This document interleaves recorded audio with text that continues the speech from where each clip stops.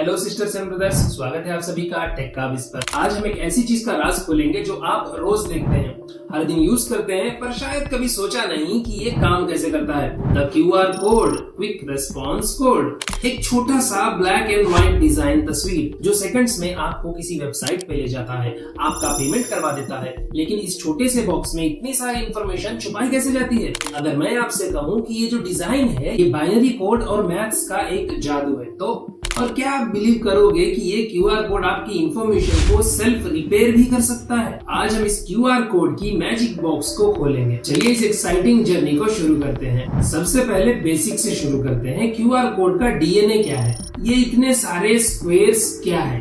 एक QR code की पहचान उसके 3 बड़े कॉर्नर में बने हुए स्क्वेयर्स हैं। इन्हें कहते हैं फाइंडर पैटर्न, खोजने वाला पैटर्न। इनका काम है स्कैनर, जैसे आपका फोन को ये बताना कि मैं QR कोड हूँ और मैं यहाँ से शुरू होता हूँ। अगर ये 3 स्क्वेयर्स ना हो तो फोन कंफ्यूज हो जाएगा, वो उसे पढ़ ही नहीं पाएगा। और वो छोटे छोटे स्क्वेयर्स बीच में वो है अलाइनमेंट पैटर्न। जब आप QR कोड को टेढ़ा या दूर से स्कैन करते हो तो ये पैटर्न्स कोड को सीधा करने में हेल्प करते हैं। ये सारी चीजें तो है कोड का फ्रेम, लेकिन असली डेटा कहाँ है? वो है बचे हुए छोटे छोटे ब्लैक एंड व्हाइट ब्लॉक्स में। लेकिन वो डेटा स्टोर कैसे करता है? उसके लिए हमें उसकी सीक्रेट लैंग्वेज सीखनी पड़ेगी। यहाँ आता है असली मैजिक दोस्तों।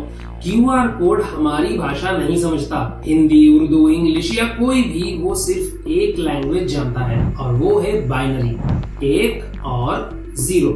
ब्लैक ब्लॉक ये ऑन है, इसका मतलब है 1, जैसे बल्ब ऑन। व्हाइट ब्लॉक ये है ऑफ, इसका मतलब है 0, जैसे बल्ब ऑफ। जब आप एक कैरेक्टर टाइप करते हो, कंप्यूटर उसे 8 ब्लॉक्स की सीरीज में कन्वर्ट करता है, जैसे 0100 0001। इस 8 ब्लॉक्स की सीरीज को कहते हैं बाइट। जब हम एक QR कोड में कोई लिंक डालते हैं तो वो लिंक हर बाइट में बाइनरी नंबर्स में कन्वर्ट हो जाती है और वो बाइनरी नंबर्स ही इस कोड के काले सफेद ब्लॉक्स में छुप जाते हैं और इस तरह डेटा स्टोरेज हो जाता है।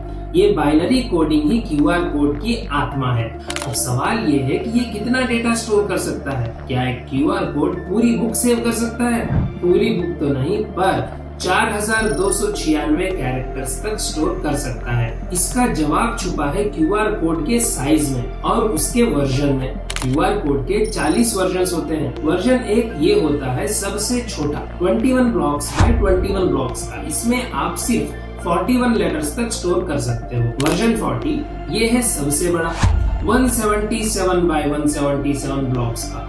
इसमें आप सैकड़ों लेटर्स, 4296 कैरेक्टर्स तक स्टोर कर सकते हो। एक छोटा easy tip of the day बताऊं, अगली बार जब आप कोई QR कोड देखें तो उसके ब्लॉक्स को काउंट करके सोचिएगा कि ये वर्जन 1 है या वर्जन 40। और एक और मजेदार बात, ये सिर्फ लेटर्स नहीं, ये नंबर स्टोर करने में 4 टाइम्स ज्यादा एफिशिएंट होते हैं। इसलिए अगर आप सिर्फ फोन नंबर या अमाउंट स्कैन करते हैं तो छोटा QR कोड भी चल जाता है। अब आते हैं QR कोड के सबसे बड़े सुपर पावर पे। मैंने देखा है कि अगर QR कोड थोड़ा सा फट जाता है या उस पर इंक का दाग लग जाता है तो भी वो स्कैन हो जाता है।